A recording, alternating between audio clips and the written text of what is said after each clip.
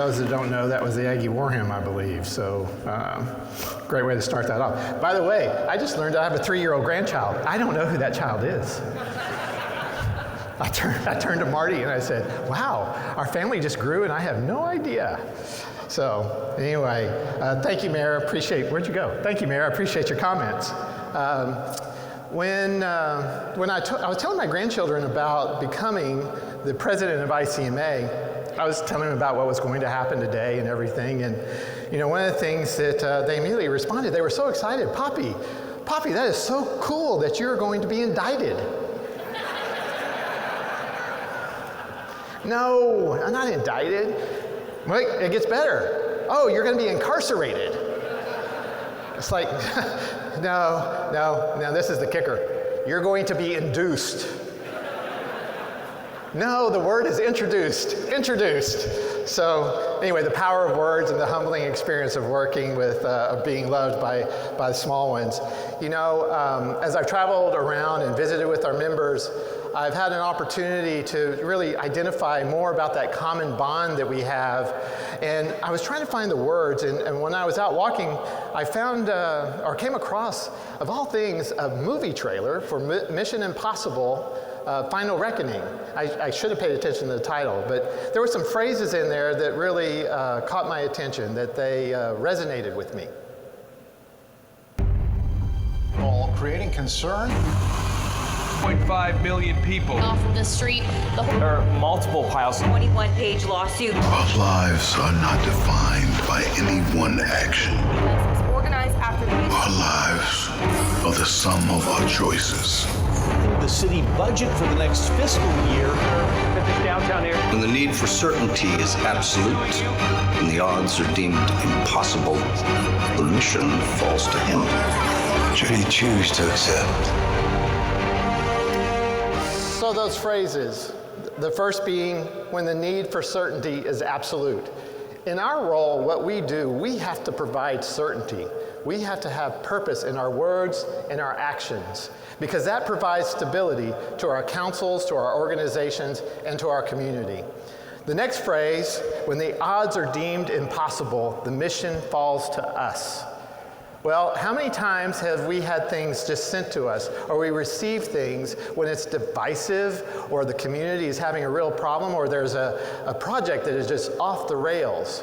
Well, that is our responsibility to find a resolution, to find a solution that meets the needs of our community. And then finally, should we choose to accept? I look around in this room and I know that we've made that choice. That choice actually reflects one of my favorite quotes. Many of us are familiar with it, by President Theodore Roosevelt. It is not the critic who counts. It is the man, it is the woman, it is the person in the arena, standing in the arena, whose face is marred by dust, sweat, and blood. Doesn't that just provide just a great picture of who we are, that spirit of who we are? We are here for a purpose. We are here to serve our communities. And that purpose is why I stand before you. Our profession was born at a time when the government was filled with patronage, corruption, graft, and inefficiency. A group of professionals came together and they said, what can we do? What can we do to regain the trust of the very public we serve? I know that we have been in a lot of different challenges, but as I have traveled across the country and into other countries, I've had an opportunity to hear your stories and see the progress that you make. The stories like one of our assistant city managers whose community was being consumed by fire. The fire was coming within blocks of her own home. She sent her family away, going to the office, not knowing even that the next day her home would be there. Or another city manager who was fleeing to the second floor, who knew that at some way that they were going to have to navigate themselves to the office, to the emergency operations center, so that they could lead their community and lead their organization.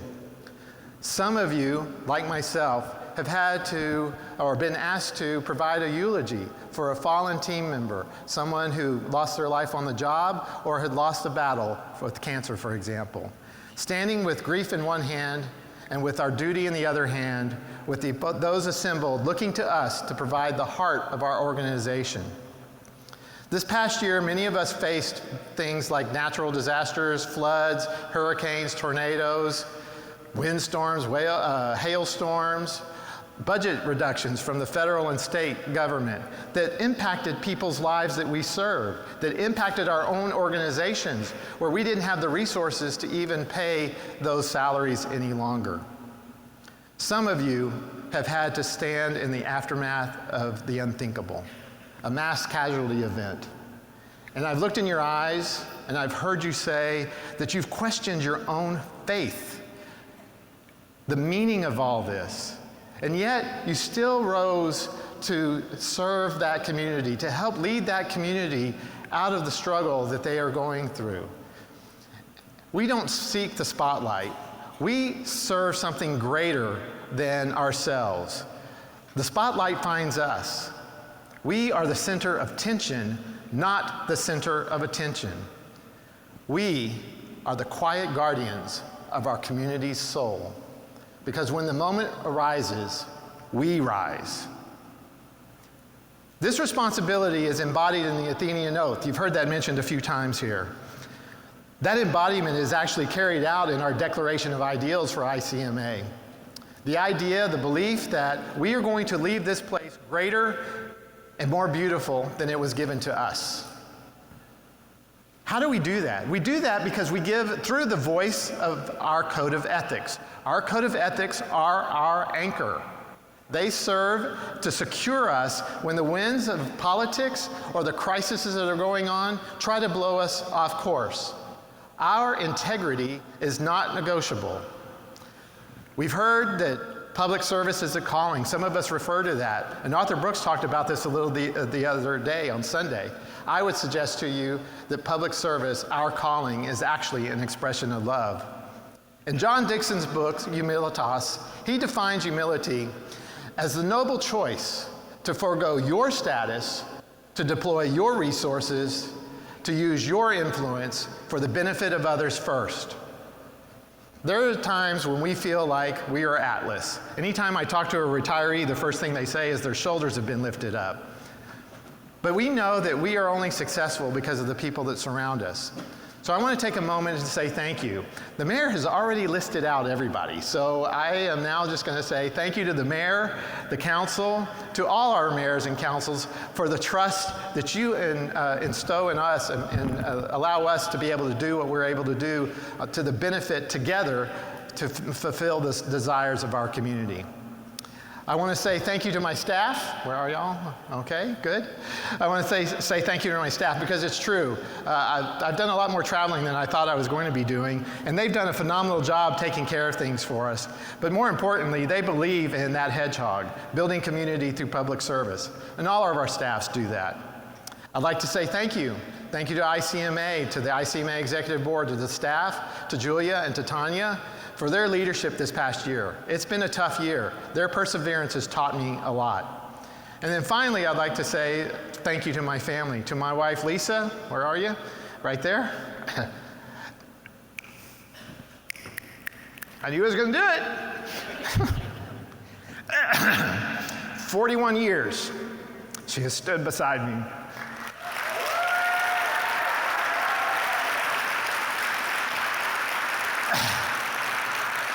You do all this practice and it really just goes out the window when you're standing up here. So if you ever have a chance to do that, just remember that. But I also want to say thank you to Nicole and Michelle and Lauren, to their families and my grandchildren. They really are the joy of my life. I am so deeply grateful to them. You know, I love you more than words can express. And, you know, the thing about this job is that it requires our time, our energy, and our presence. And we make sacrifices. We chose to do this profession. Our families didn't.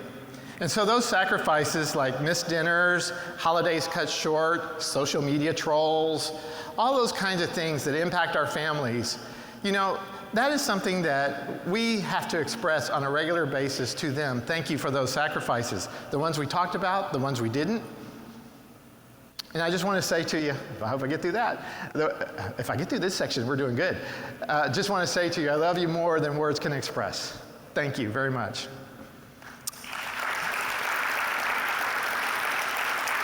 And to the members of ICMA, I want to say thank you. Thank you for standing in the arena. Thank you for making a difference, for being the eye in the storm, for being the respite to a tired and sometimes exhausted workforce. We are faithful to this profession because we choose to do it.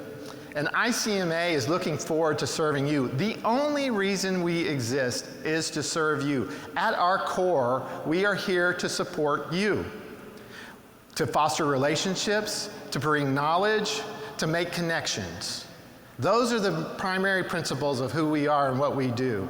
Now, you've heard multiple times that we're having a business meeting, so I'm not going to give it away here. And here's the other side of it. Between Julia and Tanya, they pretty much told you what we're going to talk about in the business meeting, so I don't have to do it now. Think about this for a moment.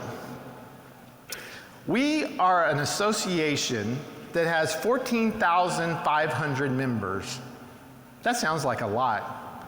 But more importantly, what I want you to think about is that 14,500 members touch the lives of over 100 million people around the globe. That is the influence that you have. Yeah, now it's worth the clap. That is the influence you have. That is a responsibility, and it is a privilege that we get to serve. There is a quote in the Bible in the book of Esther that basically says something along these lines, and I believe it true for us today, that we have been prepared for times such as this. Go ahead, clap. Yeah, that's good. So together, let us carry the humility of Lincoln at Gettysburg. Let us work to fulfill the dream of Dr. Martin Luther King on the Mall in Washington, D.C. Let us honor the city and county manager who walks into their office every day with purpose. Our call today is as urgent as it was in 1914. We are called to be democracy's light when chaos's darkness comes upon our communities. Because when the moment arises, we cannot flinch. When the moment arises, we cannot fade into the shadows. When the moment arises, we rise. And we'll rise up, like the waves will rise up. In spite of the ache, we'll rise up, and we'll do it 1,000 times again.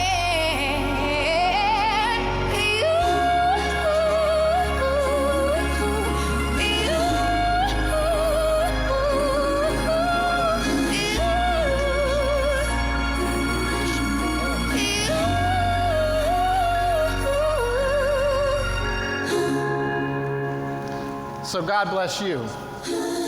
God bless your families. God bless your communities.